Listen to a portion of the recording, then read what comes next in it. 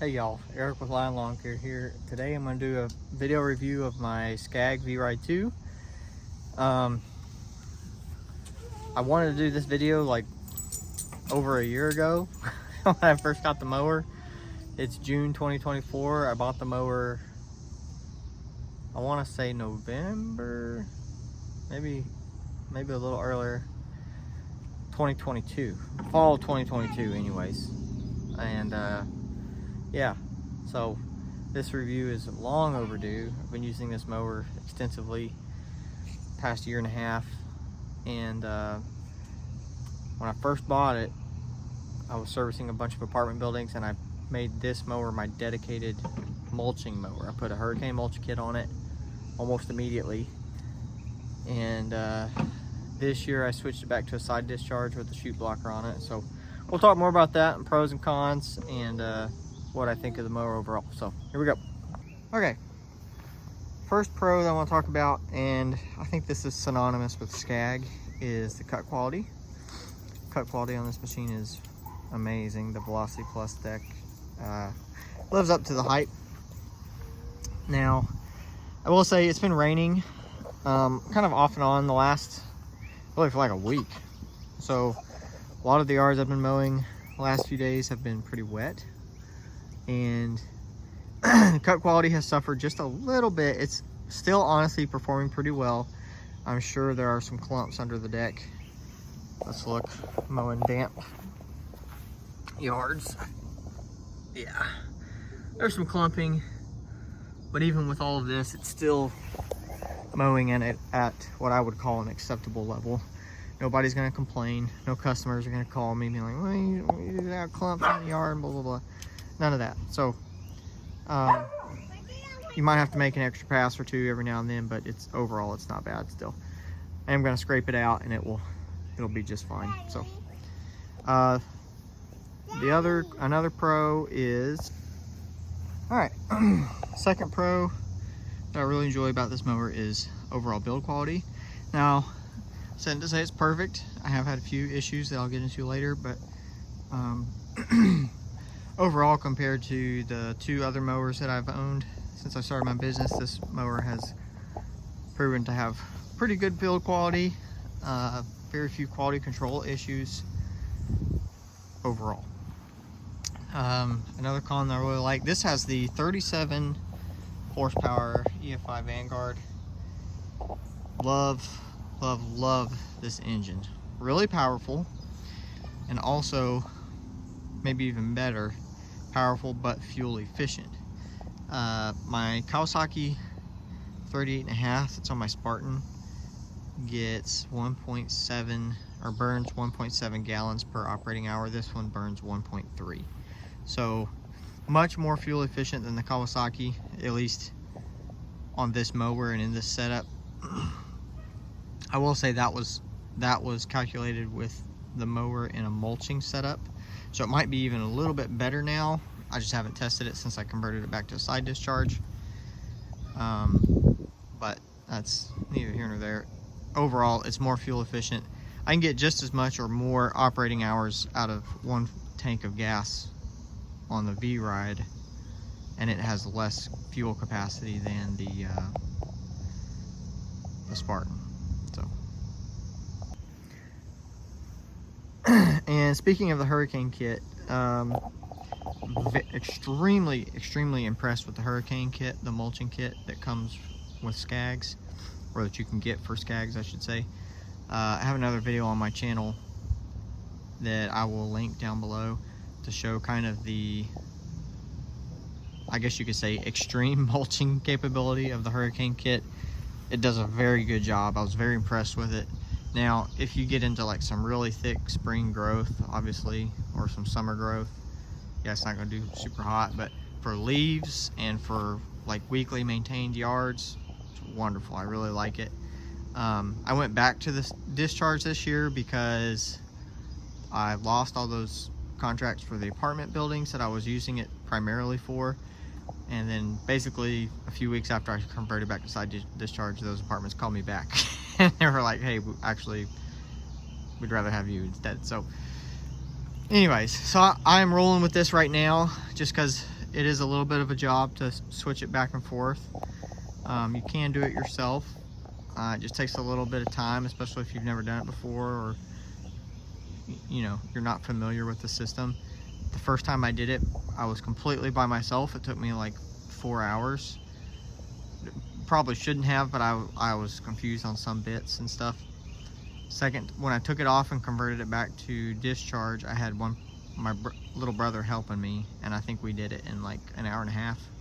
So if I put it back on myself, or decide to do that later this year, I could probably do it in about 2 hours by myself. So it's not a huge job. It's not a complicated job, and I could probably do it a lot faster if I got proficient with it. I'm sure my dealer could probably do it in about, I think he said he does them in about 45 minutes. But you know, it's not something I do every day. I've done it literally twice. Well, I've put it on once, I've taken it off once. So, but yeah, the Hurricane kit is great. Anybody thinking about using one of these for a mulcher, do it 100%. It's a great mulching kit. One more thing, the last pro that I have about this mower is how compact it is. It's just everything's just tucked in nicely. You know, the mower doesn't stick out, but like, you know, a few inches past the back wheel. I can get into areas, I can turn around in those areas and come straight out. There's several properties where, you know, I'm mowing in between houses and stuff like that, and I can go all the way down the alley and then turn around and come back out. I don't have to worry about backing up all the way, stuff like that. So, and it's also saved space on the trailer. I've actually, with this mower, I can put the Spartan, this one, all the way up next to the Spartan, and put a push mower in the back of the trailer, which I was not able to do when I had the Husqvarna. So it's just, stand-on mowers that's one of their big pros that they have going for them, is how compact they are. And this one is no exception. So let's get into the cons. I don't have a ton, but one of the main cons about this mower, and I think that a lot of stand-ons have a problem with, except for probably Gravely's, there's no foot assist or raise the deck. It's all hand operated right here, and it's kind of got to get a little leverage in there. Okay, so what that means is it's hard to float the deck while also maintaining control, or precise control, and float the deck properly. So I mean, with a little practice you can do it, or if you know, got big He-Man arms, you can do it. It's just a little more difficult than a sit down where you have a foot control that helps you do that. All right, second con, and this is kind of a general con for most stand-ons, is the ground speed is a little slow. Now, obviously, the new Vride XL is out, and that thing is almost as fast as any of them. And there's other stand-on mowers out there that are fast, but I would say the majority of stand-on mowers just have an overall slower ground speed than sit-down mowers. That being said, it is because it's so compact, it's so agile, you end up with pretty much the same cut time on most properties, or even small or technical properties. You end up with a faster cut time, just because you can turn around so quick. You can, you know, get in and out of tight spaces very quick. So it's slow, but that only really comes into effect on very large open properties where ground speed is a must. So can it cut large open properties? Yeah. When I pull up to large open properties, do I pull this out? No. I usually get my Spartan out because it's faster on the ground. So, and it has a 61-inch deck. So overall, yes, it's a con. Is it a deal breaker for most people? No. And it also doesn't usually equate to slower cut times on smaller residential yards anyways. So not a big deal. And one last con before we go. This con is very specific to SCAG. Changing the blades on a SCAG can be, I should say, a pain in the butt. And I guess this is a pro and a con mixed into one. There's the nut. That bolt goes all the way through the spindle and connects to the blade. So the bolt that goes through the spindle is like, I don't know, like 8 or 10 inches long or so. So it's very strong. It's a very durable system. However, you got to put a handle on, or a wrench on top and something on the bottom. That's fine on the 2 edge pieces, but once you get into here, you got to take this plate off, and it's way back there. And if it's after you've been doing something, or if you got to take a blade off in the middle of the day, this whole thing is, that's the muffler, so it's hot. And you can't reach up here and down there at the same time. So I've actually made up a little wooden rig to hold to hold a crescent wrench. So I put the crescent wrench on there and place it on top of that wooden thing, and it's got another block on the side of it to keep it from moving left or right. And that's what and then I go underneath with an impact and loosen or tighten the bolt however I need. Yeah, it's kind of a pain in the butt, but it is what it is. If any of you have a better system for that, let me know, for changing the blades on the SCAG. Or, you know, because I know that this is it's a deck problem. It's not necessarily a Vride2, but all SCAGs, all Velocity Plus decks. Anyways, I'm not sure about the residential decks, but I know the Velocity Plus decks are all the same. So, all right. So this mower has, let's see, 100 and, I think like 40 something hours. 146.5. So it's about coming up on its 150-hour oil change. I change the oil every 50 hours. I've had 3 things go wrong with this mower. I've had the bushings go out or get shimmied out on the front caster wheel, and that just happened like a couple weeks ago. I was just mowing along, I looked down, all of a sudden this wheel was wobbling all over the place. Took it back to the dealer. All he does is takes that axle bolt out, refit the bushing, and put it back in and tighten it up. He says these nuts right here will get loose, and then this bolt will wiggle back and forth, and the stuff will shimmy out. So I thought it was a blown bearing at first. It's not a bearing, or maybe it was a bearing, but whatever it is, it shifts and dislodges from where it's supposed to be seated. The other issues I've had is throttle cable. They said that this right through here, sometimes from the factory, is too tight, and it actually pinches the throttle cable, and I was not able to get it to full throttle. And also it wouldn't hold wherever I put it. It would just slowly lose RPMs, and I would have to shove the throttle back. I actually ended up putting a bungee cord around the throttle handle and attaching it up here to hold the throttle, full throttle. So I had to have the throttle cable redone. Also the handle, I don't know if it was because of that bungee cord or me, you know, finagling with it because I was trying to fix the throttle cable, but this plastic piece, that black plastic piece right here, got wore out. And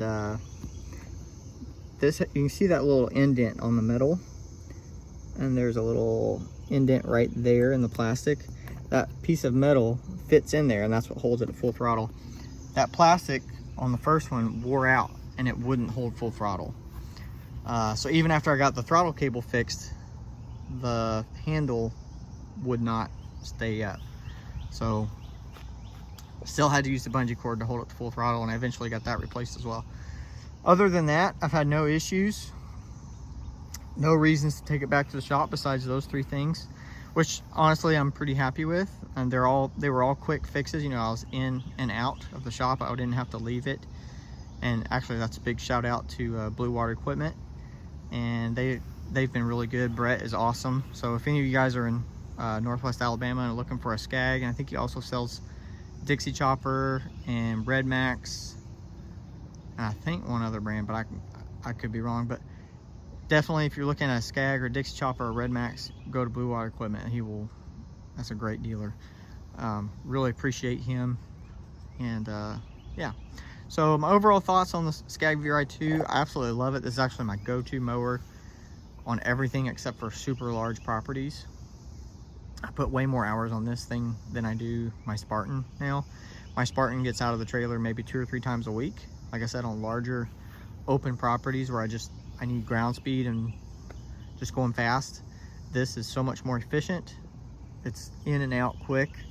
It's much more fuel efficient, so my operating cost is lower on fuel anyways. And yeah, I really like this mower. It's very nice. And honestly, yeah, I don't know. I mean, and people argue all the time online, because I have a Kawasaki on my Spartan, Vanguard's here on the V-Ride, throwing away the SCAG versus Spartan argument, just plain straight up Vanguard versus Kawasaki. I'm gonna choose Vanguard.